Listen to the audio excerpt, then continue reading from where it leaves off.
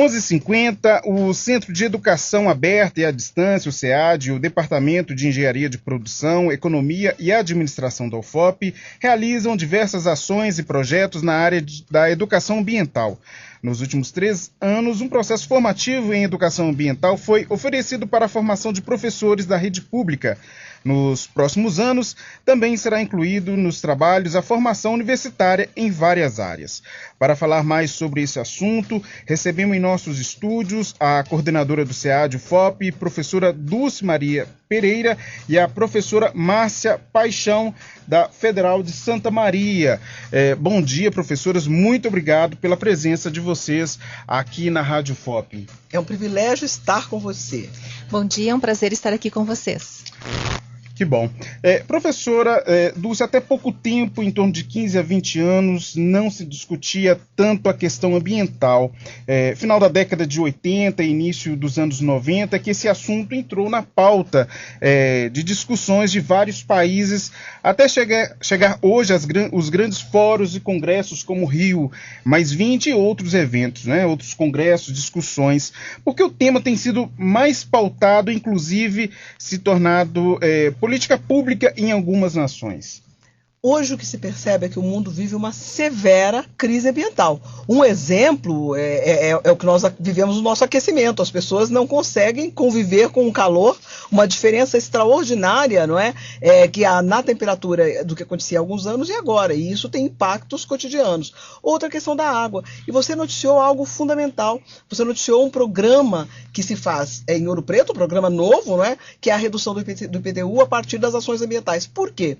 Porque é necessária a redução do uso da água. Nós estamos vendo o estresse hídrico em São Paulo, que nós, cientistas, prevíamos há vários anos, e aquilo fomos considerados terroristas ambientais quando a gente falava nesse assunto há anos atrás. Então, o problema há a compreensão, primeiro, que grande parte das guerras acontecem por disputa de espaços ambientais e de recursos ambientais. Segundo, que o impacto das mudanças ambientais é um impacto muito grande, os governos não têm como lidar com isso, é necessário políticas públicas, medidas de políticas públicas, construção de ciências ambientais que são novas e educação ambiental. Professora Márcia Paixão, que é da Federal de Santa Maria, eu queria aproveitar essa deixa da professora Dulce.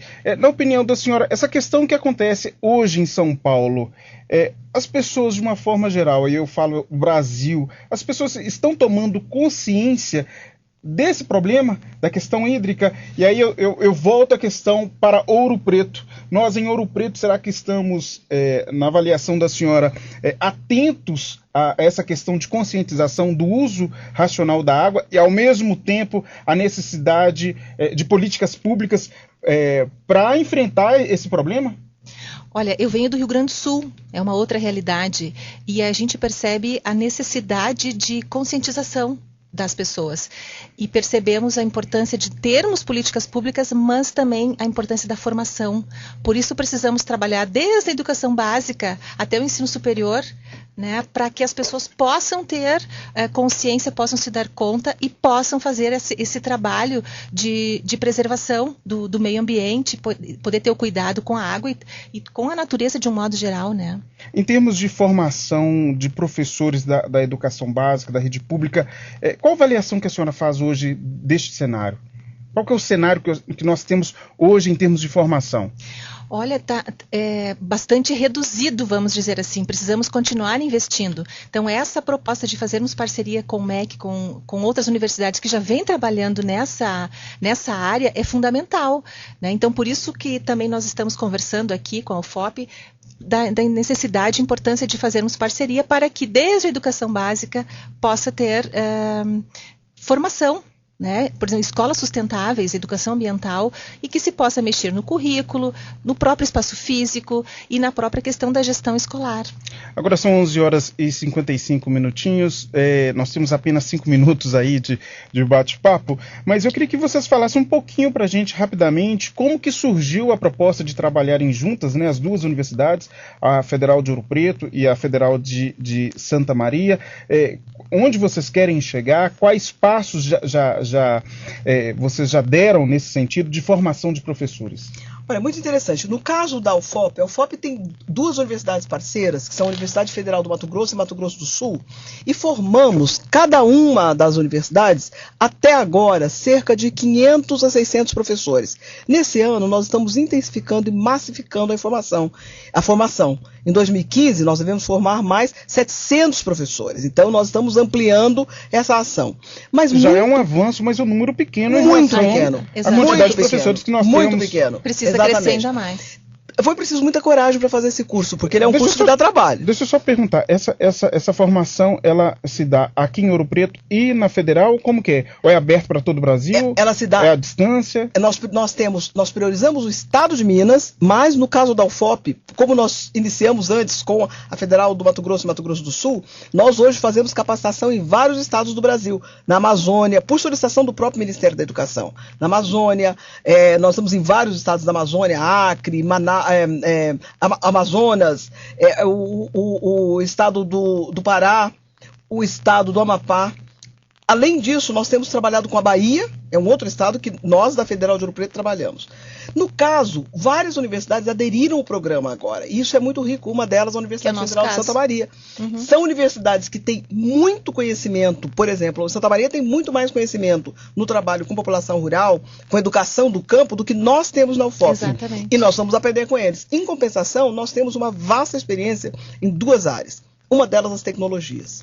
Uhum. Nós criamos no Brasil um programa que se chama, dentro do Escolas Sustentáveis, que é o PDDE Escolas Sustentáveis.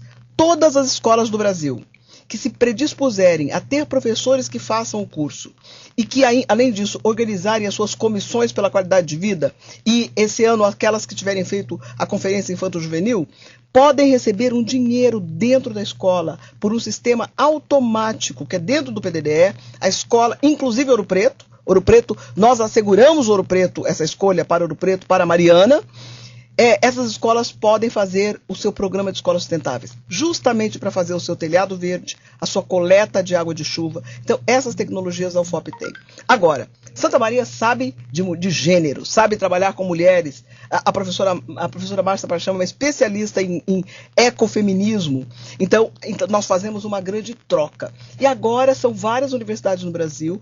A Universidade Federal de Ouro Preto foi, por exemplo, à Universidade Federal do Piauí para ensinar a montar a sua plataforma.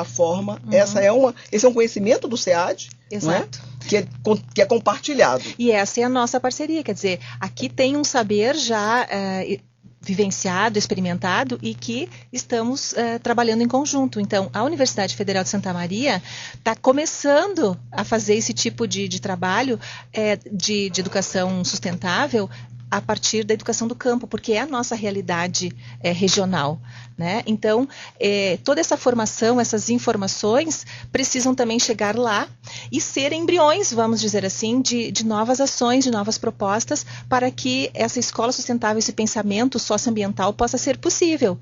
Então, por isso as parcerias são fundamentais e os cursos e todas as iniciativas que o próprio MEC está tendo e nos proporcionando é fundamental. Ok. Agora são 11h59.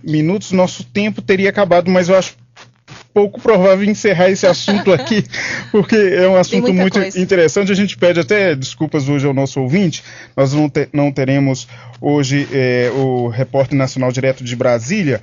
Já peço até a Luanara Carvalho aqui, que está na mesa, para conduzir todo o processo aqui, Luanara.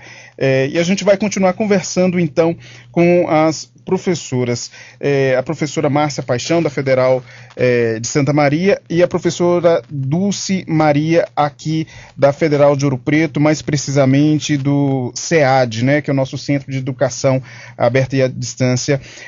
Esses professores que vão participar dessa formação, é uma formação, é uma especialização, seria isso? No nosso caso, é um curso de extensão. Curso de extensão. Então, nós abrimos para a comunidade escolar. Seriam estudantes, professoras, professores e a própria gestão escolar. Então, e também familiares, né? Gente que é do pais e mães de estudantes que queiram participar. Então, nós abrimos para esse público, porque achamos que é importante que esse pessoal também comece a ter essa consciência para que isso possa ir mudando a sua vida. A sua vida e depois o seu entorno. E a própria escola também, né? No caso da UFOP é muito interessante, porque nós estamos já na terceira geração do curso. Nós temos professores formados num curso de extensão, como esse que agora faz Santa Maria. Esses professores, alguns deles fizeram um curso de aperfeiçoamento conosco. Ele é um curso apaixonante, então nós temos trazido outros professores da UFOP, professores das áreas das engenharias e de outras áreas que também atuam na própria organização do curso. E agora, nós estamos na terceira geração fazendo um curso de especialização com professores, pessoas da comunidade, estudantes e um engajamento muito grande dos educadores, das escolas de Ouro Preto e de Mariana. E de todo o Brasil, porque nós estamos trabalhando no Brasil como um todo. E estamos terminando com a Universidade Federal do Mato Grosso e do Mato Grosso do Sul o projeto do mestrado e doutorado em escolas sustentáveis. São cursos específicos. E é muito interessante, vou te dizer por quê. Segura isso aí, segura essa informação aí. Professora Dulce, segura essa informação aí. No caso do mestrado, seria para quando? Ou vocês ainda estão no projeto embrionário? Como que está sendo discutido nós estamos sob a pressão do MEC, porque como a gente tem um resultado muito interessante, nós estamos sob grande pressão do MEC, nós temos que dar conta de iniciar esse trabalho em 2016. Nós não temos... Seria pioneiro, no caso. É pioneiríssimo, e veja bem, eu vou agora justamente participar no Chile. O Chile tem um programa muito estabelecido de escolas sustentáveis, diferente do nosso, não tem essa formação, e justamente o que eles querem aprender com a gente, essa formação dos professores, mas eles têm toda a área de estrutura arquitetônica de escolas muito evoluída. Então, nós vamos juntar tudo isso, nós vamos trabalhar com ciências, com as pedagogias, com a formação dos professores da comunidade no mestrado e doutorado. Então, ele é pioneiro, porque ele avança nas ciências ambientais e, ao mesmo tempo, ele avança na utilização das ferramentas de comunicação, na formação da comunidade. Vou te dizer, as pessoas de Ouro Preto que quiserem fazer o seu telhado verde, coleta de água de chuva... Explica para o ouvinte que não conhece, não sabe o que é telhado verde. O telhado verde é um telhado comum, é um telhado feito, que além disso, ele é um telhado que prima por assegurar conforto. O conforto no que diz respeito ao clima. Além de ser belo, além de ser bonito, porque você pode plantar as flores em cima do telhado. Agora, ele tem que ser tecnicamente muito bem construído, porque senão você vai ter vazamento. Infiltração dentro de casa. E ele facilita algo que é bem interessante também, e ele deve ser associado à coleta de água de chuva e à reutilização dessa água com uma caixa. Então, agora, nós temos que ter engenheiros. Além da beleza, então... Além da beleza, ele é extraordinariamente funcional e ele é fundamental para o conforto. A arquitetura mineira é uma arquitetura fantástica, eu sou arquiteta suspeita, portanto, mas a arquitetura mineira é uma arquitetura maravilhosa. Quando você associa a questão do pé direito, as técnicas construtivas e o telhado verde, você pode deixar de utilizar, por exemplo, o ventilador dentro de casa. Ou essa utilização exagerada e terrível que nós fazemos do ar-condicionado. Não é? Você substitui isso por esse telhado verde. Além disso, é muito bonito. Então, a gente vai trabalhar também com o que nós chamamos de uma estética verde nas cidades. Isso começa a acontecer em várias cidades do Brasil e já existe em muitas cidades do mundo. Não é? Agora, você tem que ter um bom engenheiro, você tem que ter um bom arquiteto e você tem um bom construtor para fazer o teu telhado verde. Então, a nossa escola está formando esses engenheiros e esses arquitetos através desse programa. Esse programa tem um impacto para dentro da própria universidade. E isso é muito importante. E para a própria sociedade civil também, né? Claro. Porque é um conhecimento que vai para fora. Porque quando eu fiz arquitetura, eu não aprendi a fazer telhado verde. Eu tive que aprender, aliás, aprendi fora do Brasil a fazer telhado verde. Depois é que agora que nós estamos aprendendo aqui a trabalhar com o telhado verde, a coleta de água de chuva, o biodigestor, não é?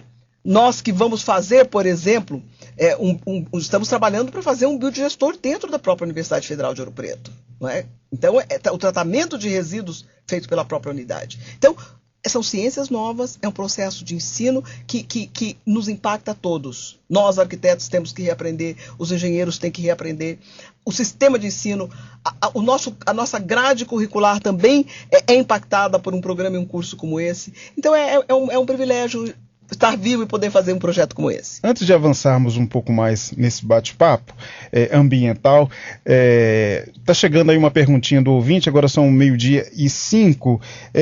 Professora, eu queria saber quais disciplinas, o que o professor quais são as disciplinas, quais são as ementas desse curso? Né? O que ele vê? O que ele pode esperar? O ouvinte que está em casa agora, quem está nos ouvindo pela internet, quem vai ouvir, inclusive, essa entrevista através do nosso portal da universidade, né, o www.fop.br,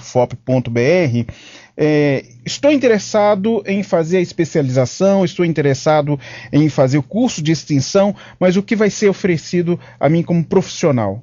Ele é interessante, porque embora ele trabalhe com todas essas ciências e os conceitos tradicionais, ele tem um outro enfoque pedagógico e um outro enfoque epistemológico mesmo. A gente trabalha com uma visão integrada do meio ambiente. Então começa que a pessoa vai conseguir entender, com todos os conhecimentos que ele tem de geografia, de física, a gente discute desde as questões complexas da entropia, por exemplo, de uma forma muito fácil, entendendo o seu próprio território e seu local. Então, quem vive em Ouro Preto entende na geografia, no espaço da cidade, como é que esse bioma se comporta, como é que essa organização geográfica, como é a formação geológica e qual é o impacto da vida dessa pessoa pelas suas ações no seu ambiente. Então, o conhecimento é um conhecimento aplicado também, não é? E começa a partir do lugar onde o sujeito está. Quer dizer, como é que é esse local? Eu começo a conhecer esse lugar primeiro. Então, no nosso caso de curso de extensão, que é mais curto do que uma especialização, nós também temos especialização em educação ambiental, né? Estamos pensando em mestrado também, mas isso vai mais adiante. Mas no curso de extensão, que é mais curto, é poder fazer com que as experiências das pessoas no seu ambiente possam vir à tona e a pessoa vai se dando conta. Bom, como é que é esse espaço para que depois eu possa me engajar e possa começar a transformar o meu lugar onde eu moro. E depois, todo esse conhecimento de educação ambiental é aplicado ao cotidiano da escola.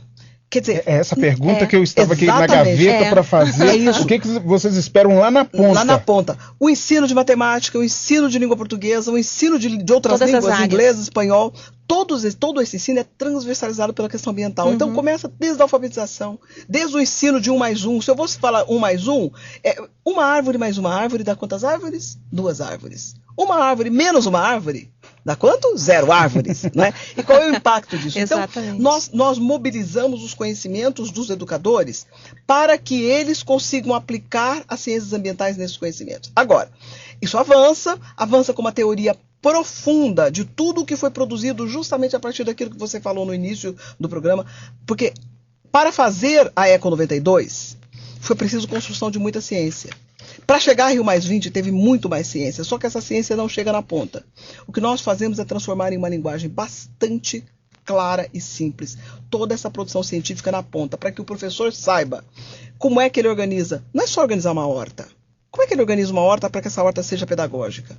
Como é que ele vai, se ele tem dinheiro para fazer a reforma da escola, como é que ele vai avaliar e saber colocar as ecotécnicas, porque nós ensinamos todas as ecotécnicas, como é que ele vai pedir um biodigestor, como é que ele vai trabalhar com o telhado verde, com a coleta de água de chuva na escola, como é que ele vai ensinar matemática, ensinando, por exemplo, o estudante a quantificar os resíduos que o estudante produz, como é que se faz uma coleta seletiva, qual é o custo da própria reciclagem, porque a reciclagem é cara. Não é? Professora Dulce, eu queria fazer uma pergunta, vou interromper aí já o início da fala da professora Márcia Paixão.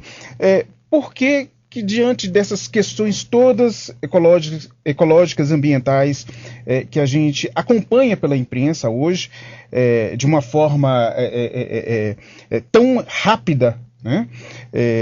A universalização, inclusive com a universalização da informação, por que é tão difícil o cidadão comum ir ao encontro dessas questões? Porque não existe incentivo no país, pelo que parece. É tão caro, por exemplo, aproveitar, por exemplo, o aquecedor solar, né? Porque é tão caro, por exemplo, aproveitar a água de chuva, né? Nós temos aqui uma situação em Ouro Preto, que existe esse incentivo no IPTU, mas isso não é uma prática em todas as cidades. Não. Vamos pegar Minas Gerais com seus 853 municípios, eu não tenho essa informação, eu jogo aqui a pergunta, Quantos municípios têm incentivos como esse de Ouro Preto? Não estou colocando Ouro Preto aqui como modelo, não é isso. Mas, assim, diante dessa necessidade, dessa urgência de debater a questão ambiental, de levar isso para a escola, de formar opinião e formar os profissionais, formadores de opinião,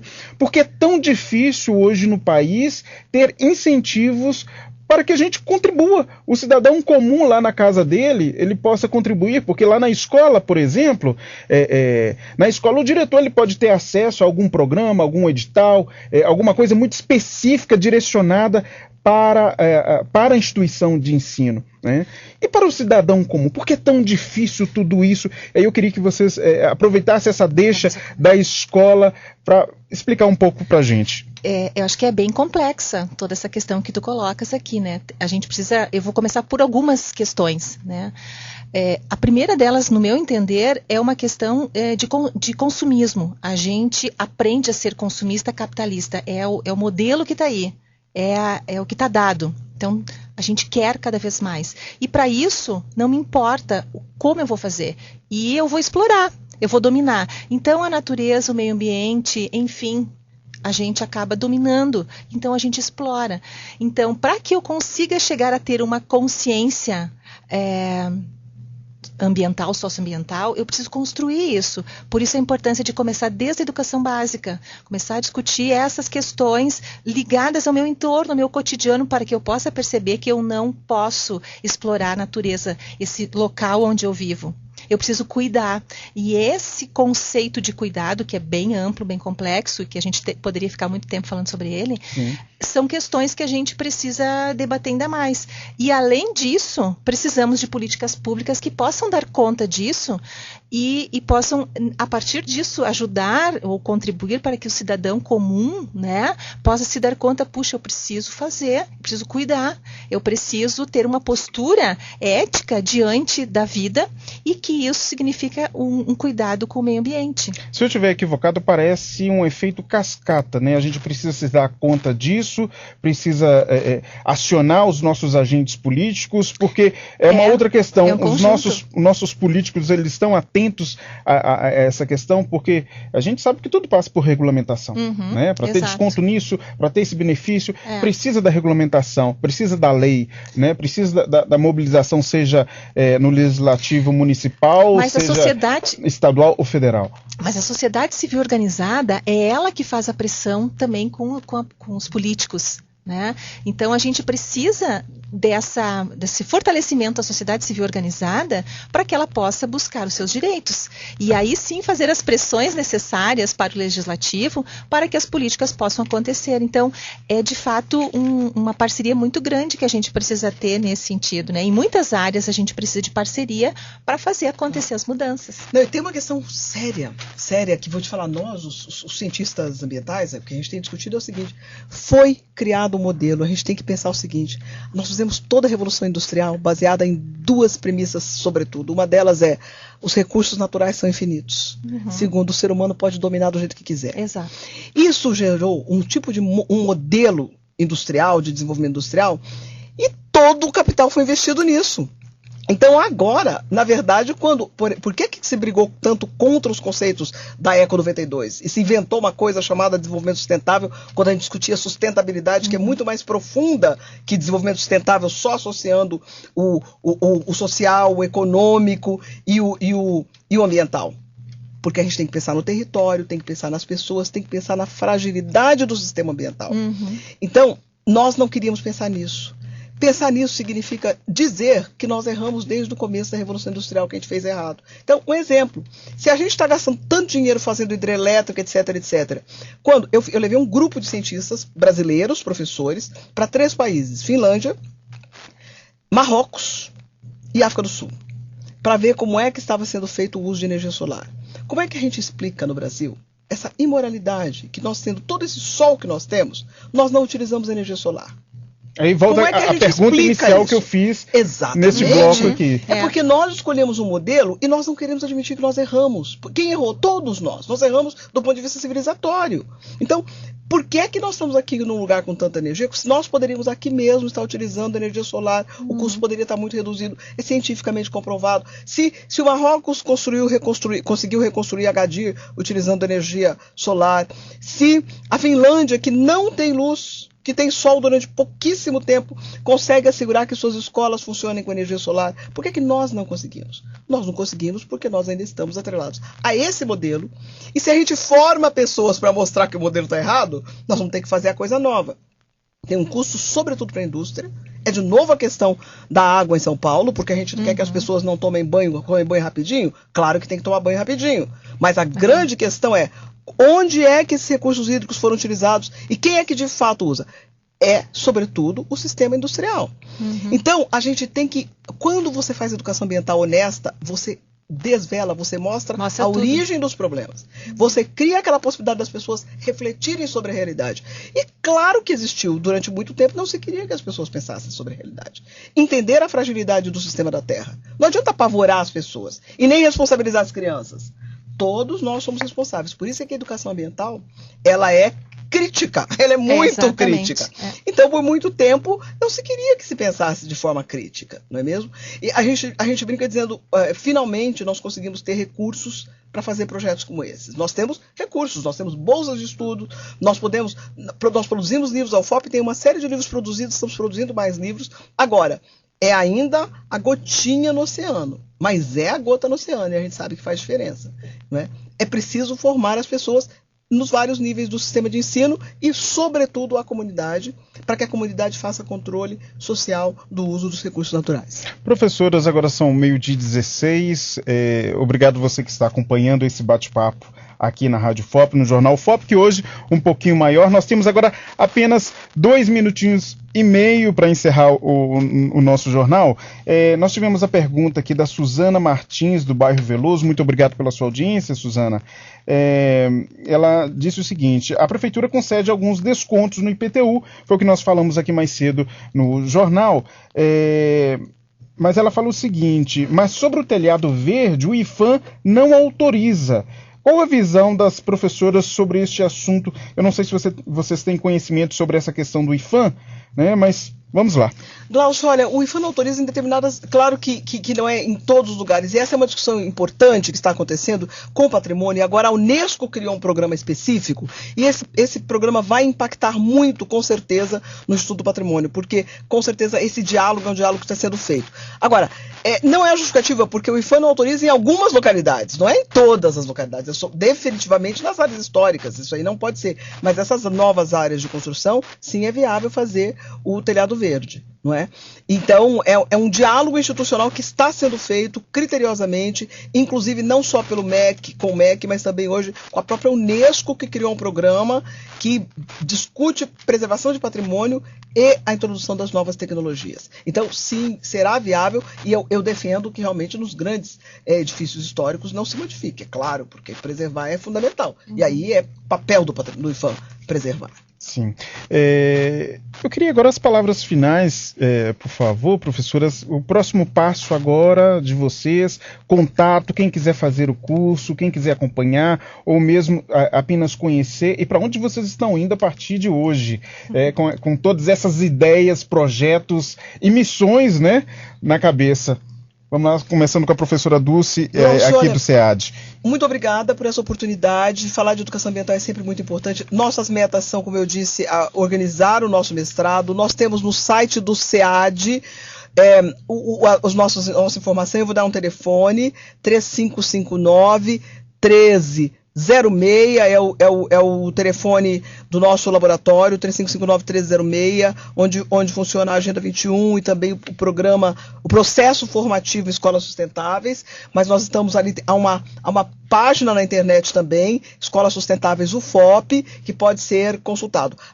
No MEC também é possível consultar no site do MEC, e nós queremos consolidar o programa, o PDDE Escolas Sustentáveis, que as escolas realmente implantem os sistemas de ecotecnologia, os sistemas sustentáveis. Professora, Márcia Paixão, as suas últimas palavras. Eu tenho pouco menos de 60 segundos. Bom, foi um prazer estar aqui com vocês e poder falar de educação ambiental. E quem quiser saber mais sobre o nosso curso pode entrar no site da Universidade Federal de Santa Maria, www.ufsm.com.br, e lá terá as informações sobre o curso de extensão. Uma última informação, tem uma companheira conosco aqui, quem é? A Genete, nossa estudante da geologia, estagiária do nosso processo formativo e que trabalha hoje com pesquisas geológicas, principalmente no que diz respeito às escolas. Ok. Muito obrigado, professoras Márcia Paixão, professora Dulce Maria, por esse bate-papo fantástico aqui sobre sustentabilidade, meio ambiente. É muito instigante. Quem quiser saber mais, então pode fazer esse contato, né, com o programa 3559-1306 ou acompanhar outras informações no site da UFOP e procurar Escolas Sustentáveis. Termina aqui o Jornal UFOP, a apresentação Glaucio Santos, com trabalhos técnicos de Luanara Carvalho, supervisão de radiojornalismo Chico Dai. O Jornal UFOP volta amanhã às 11h45 no seu horário normal. Tenha uma ótima tarde, uma ótima quarta-feira. Muito obrigado pela sua audiência.